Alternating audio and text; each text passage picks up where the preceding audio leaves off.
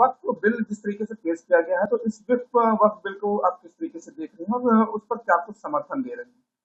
देखिए, समर्थन इस तरह से है कि एक सकारात्मक काम होना चाहिए। आज सरकार जो कदम उठा रही है, ये कदम बहुत पहले अब पिछली सरकारों और हमारे मजहबी लीडर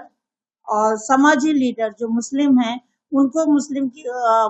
मुस्लिम समुदाय की का गरीबी और पिछड़ापन और दुर्बलता पे उनको पे नजर होनी चाहिए, क्योंकि वक्फ की जमीन न दान की जाती है और न ही खरीदी और बेची जाती, क्योंकि वक्फ की जमीन शरई कानून के हिसाब से वो खुद दान कर देते हैं। लोग जो दान करते हैं उनका मकसद ही यही होता है कि समाज के गरीब, पिछड़े और दबे कुचले, गरीब, असहाय, बीमार लोगों के लिए शेल्टर होम हो, आश्रय होम हो, मदरसे हो जो बहुत अच्छे और एडवांस हो, कि एक इमाम मस्जिद मदरसे का या मस्जिद का एक इमाम भी हो तो वो एक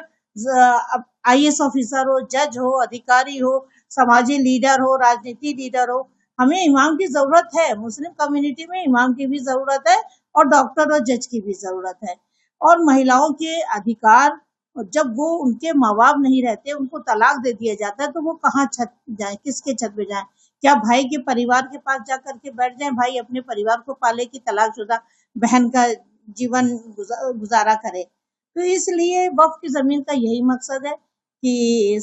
मुस्लिम कम्युनिटी के गरीब और असहाय और बेसहारा लोग, बीमार लोग, उनके लिए हॉस्पिटल हो, एजुकेशन सेंटर हो, शेल्टर होम हो, कारखाने हो, ताकि वो सामाजिक और आर्थिक स्थिति में बेहतर हो जाए और वो देश का, मुस्लिम समुदाय का, खानदान का, अपने परिवार का खुशहाल जिंदगी जी सके। तो जब ये काम अभी तक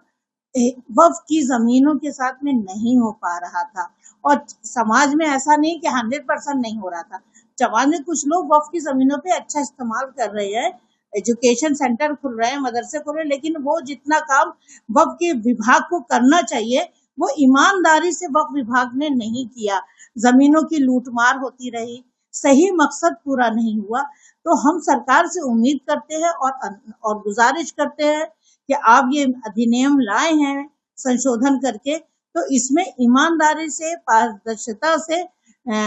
वक्फ की जमीनों को बिना किसी लूटपाट के वो समाज की दबे कुचले लोगों के लिए शेल्टर होम हो, आश्रय होम हो, मदरसे हो, कारखाने हो, मदरसा मॉडर्नाइज हो, ताकि वहां से इमाम भी निकले और जज और IAS अधिकारी भी पढ़ के निकले और वो काम करें समाज का और उनकी आर्थिक स्थिति बढ़े। सच्चर कमेटी ने भी यही कहा था कि मुस्लिम समुदाय की हालत दलितों से भी बदतर है। जब ये रिपोर्ट है तो उसको आप सच और सकारात्मक वर्तमान सरकार करे। अभी तक किसी सरकार ने मुसलमानों के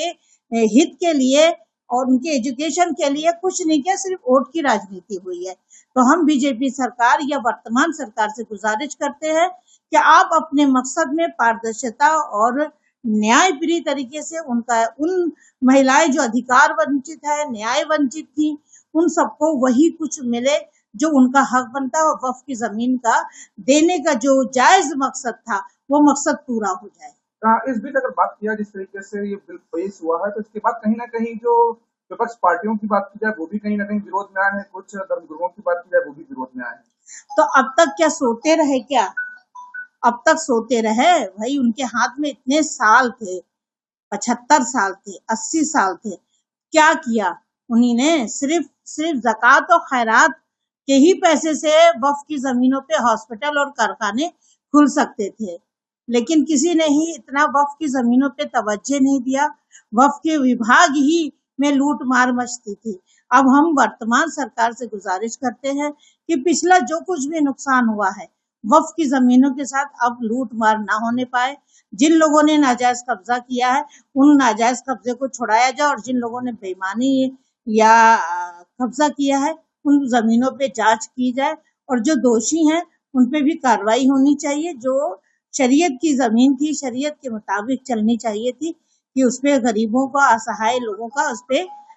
शेल्टर होम हो, कारखाने हो, एजुकेशन सेंटर हो, उसमें ताकि समाज की मुस्लिम गरीब तबका वो भी सामाजिक और आर्थिक और शैक्षिक तरीके से विकास करे और देश का भी विकास हो और मुस्लिम कम्युनिटी में भी खुशहाली आए।